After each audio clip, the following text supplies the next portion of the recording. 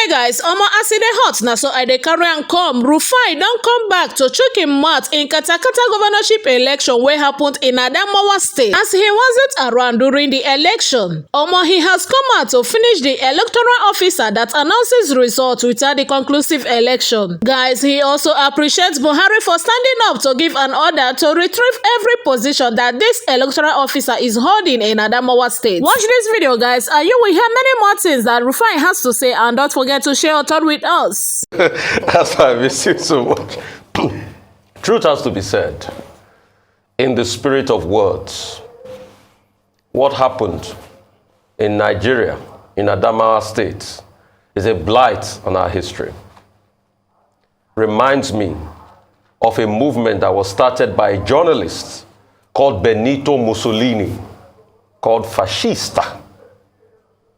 What happened in Adamawa state was fascism of the highest order, called Benito Mussolini, called Fascista.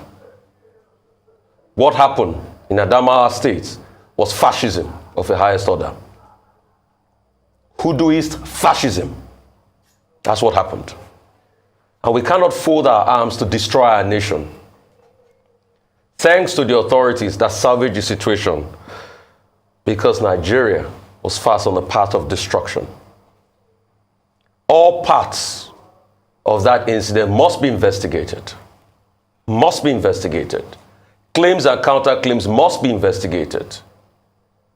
I am happy President Muhammadu Buhari has stepped in. And you see, this goes back to the Waste Panel reports that talked about the fact that INEC officials, the INEC chair, should not be appointed by the president. They should be subject to the NJC for review. And that's where we are going. Because when this resident electoral commissioner went rogue, INEC couldn't discipline him because they didn't appoint him.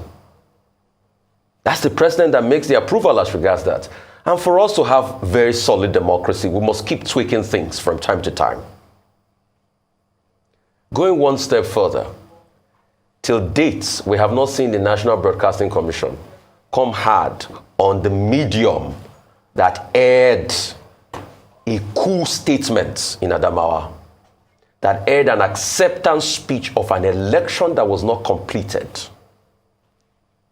But we all see how the NBC acts in other cases. So we also want the NBC, the government regulators, to clamp down on all those that were part of this fascist activity that happened in Adamawa State.